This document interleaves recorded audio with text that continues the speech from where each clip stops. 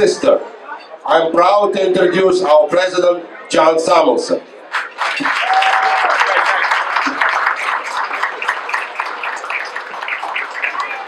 Brothers and sisters, welcome to this celebration today, which is particularly sweet in light of it being the 10th anniversary of our Russian-American Day celebration. And as we've said many, many times before, we now have over 5,000 Russian-speaking members of Local 100.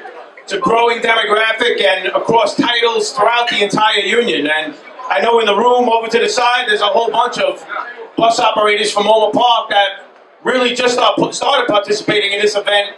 So it was traditionally titles from CED and maintenance away, but I do want to extend a special welcome to our brothers from the transportation side of the house, surface transportation. Thank you all for coming. Now, Greg touched on a couple of issues that are extremely important, and he mentioned the campaign that the TWU Local 100 is running right now against the City of New York to ensure that the MTA Capital Plan is properly funded. Now, just a little bit of background on that.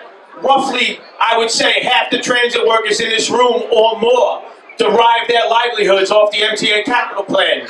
Signal maintainers, light maintainers, bus operators that do shuttle work, car maintainers that work on diesels or any kind of work trains, that's all backbilled to the MTA capital budget. And it was an effort by the City of New York not to pay their fair share. Greg referenced that we're on a campaign, and I'm proud to stand here and announce today that the campaign is over because we beat Mayor de Blasio yesterday, and he's funding the program. So anybody who read the media yesterday is aware that the mayor has come to an agreement with Governor Cuomo, particularly pushed in that direction by the media campaign that was run by TWU Local 100 in defense of our members, over 3,000 members that earn their livelihoods off of the capital plan. Now, when we started this fight, de Blasio wanted to kick in about $600 million bucks over 5 years to our livelihoods. At the end of the fight, which was announced yesterday, he's kicking in $2.5 billion toward the livelihoods of transit workers and our families. I think one thing it demonstrates, when you have the moxie to stand up and fight against powerful people, and you don't back down, you win. And we've demonstrated this time and time again. Greg talked about the arrest of bus operators.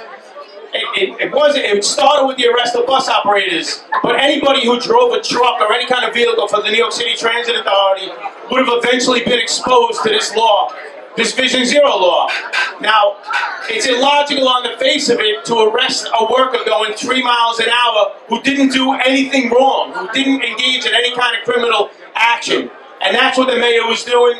And we also defeated the mayor on that Vision Zero effort to arrest Local 100 members. It's done.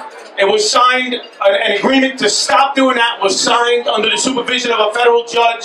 So to all of us and to our bus operators in the back, we have victory again. And the common thread here is that we stood and fought. We stood and we fought.